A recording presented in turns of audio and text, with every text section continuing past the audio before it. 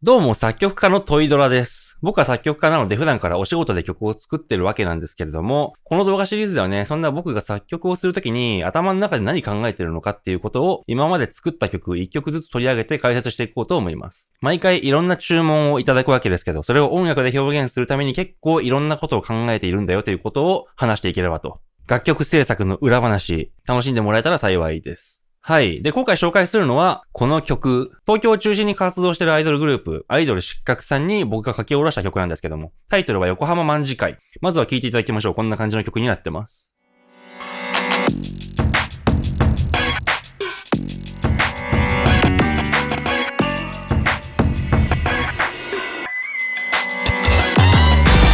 ちら横浜卍会3人揃えば3時間足りない鳥前横浜駅前集合一覧ナンパはお断りうちら横浜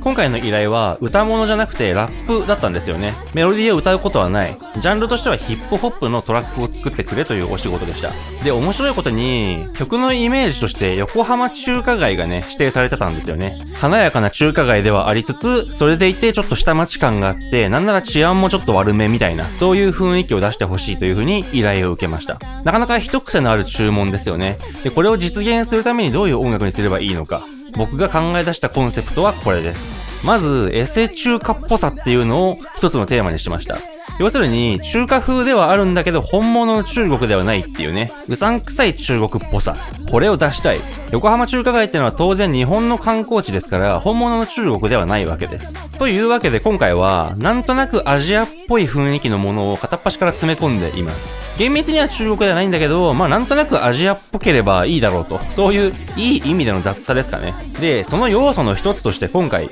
日本和声を使ってみました。日本和声というのは日本の民謡音楽に使われていた特殊なコード進行の作り方で、過去にはね、動画で紹介なんかもしていて、結構人気の動画になっています。僕の武器はね、音楽理論に詳しいってことです。ちゃんと活かしていきますよ。で、それに加えて今回はヒップホップらしさっていうのをかなり前面に押し出すことにしました。アイドルソングであるということよりもヒップホップらしさっていうのを出す。今回の曲を依頼してくださったのはアイドルグループですから、もちろんアイドルソングとして頼まれてるわけですよね。であれば、いくらラップだとは言っても、もうちょっと可愛い雰囲気の曲にするという選択肢もありました。だけど今回は意図的にそうしていません。相手の希望を汲み取った結果、割とバキバキのヒップホップの方が合うのかなという風に思ったからです。とは言ってもね、最低限アイドル曲として聴けるように気は使ったつもりですけどね。これも重要なテーマです。アイドルソングとしてあくまで依頼されているということを忘れてはいけない。はい。こんな感じのテーマ設定で今回の曲は作っていったわけなんですが、このテーマっていうのを具体的にどうやって実現していったのか、ここから先は実際の作曲データをお見せしながら詳しく話していこうと思います。ではまず、この曲の中にエセ中華風を演出するためのエスニックな楽器っていうのがどれぐらい使われてるか見ていきましょう。まずここに謎の笛が使われてますね。そして弦楽器の2個も使ってます。で、コットですね。で、その他打楽器の方を見てみても、和太鼓、フィンガーシンバル、チャイニーズシンバル、そしてバンブー、要するに竹ですね。それからスレイベル、日本風の言い方をすれば神楽鈴でしょうか。で、ドラですね。こんな感じで打楽器もたくさん使っています。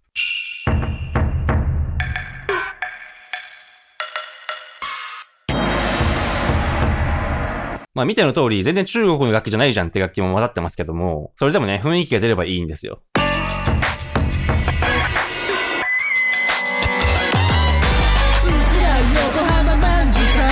このドラなんてね、バシャーンってなるんですごい目立ちますけども、めちゃくちゃこれ見よがしにアジアンっていう感じの雰囲気を出してくれて気に入っています。そしてもう一個ね、この中華風っぽい雰囲気を出すのに寄与しているのがコードです。さっきも言ったんですけども、この曲の中では日本和声を使っています。具体的に言うと、陰旋法第2というスケールを使ってるんですけど、実は伴奏はコード進行と言いつつ、コード1種類しか使っていません。ワンコードで押し切っています。どういうコードになってるのか聞いてみましょう。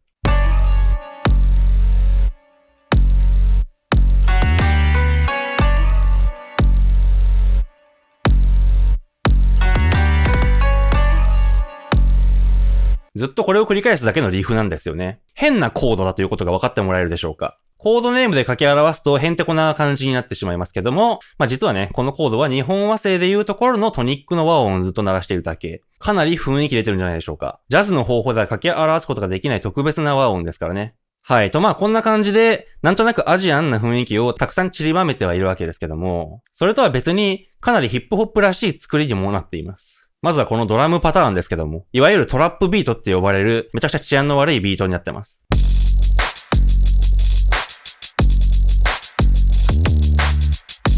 これはもう典型的なヒップホップのドラムパターンですね。で、あともう一個ね、サンプリングを使ってます。これもかなりヒップホップらしい雰囲気。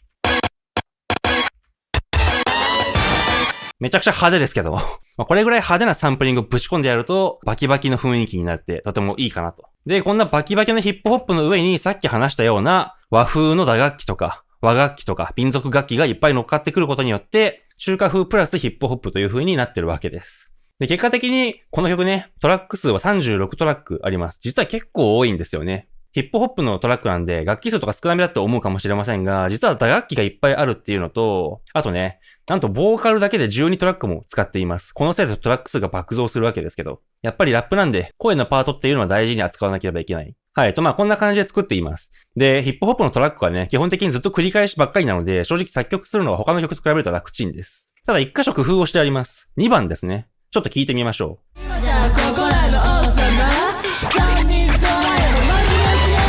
生まれ落ちたカリスマ刻まれたスティグマ寄ってくるやじ馬も気づけ歌う恋歌私が首謀者アイドル界にプラズマ死ねられた過去は可愛すぎて神の嫉妬処理の女神ダイナモいつ2番でかなりガワッと展開を変えてるんですね。1番とは全く違う伴奏にしています。これ、一応アイドルソングであることを意識して展開を多めにしておきました。この曲がもしアイドルソングでなかったら、2番の伴奏も1番と全く同じものにしてたと思います。展開を多くすると派手にはなる一方で、ヒップホップらしさっていうのは減っちゃうと思うんですよね。ただここではライブで聴いた時にちゃんと派手に聞こえるように工夫をしてあります。はい。こんな感じで試行錯誤しながら作曲をした結果、この曲が出来上がってるわけです。いかがだったでしょうか？意外と作曲家も裏側でね、苦悩してるんだよということで、これから音楽を聴くときにね、ちょっとだけでも作曲者に思いを馳せると、また聴き方が変わってくるんじゃないかなというふうに思います。今回の動画はこの辺までということで、面白いと思っていただけたらチャンネル登録、高評価ぜひよろしくお願いします。この動画シリーズ化してますので、これからもね、僕がお仕事で作った曲1曲ずつ紹介していこうと思います。ぜひお楽しみに。コメントで質問などされる方は、ぜひともね、ちょっとでいいので投げ銭いただけると嬉しく思います。それではありがとうございました。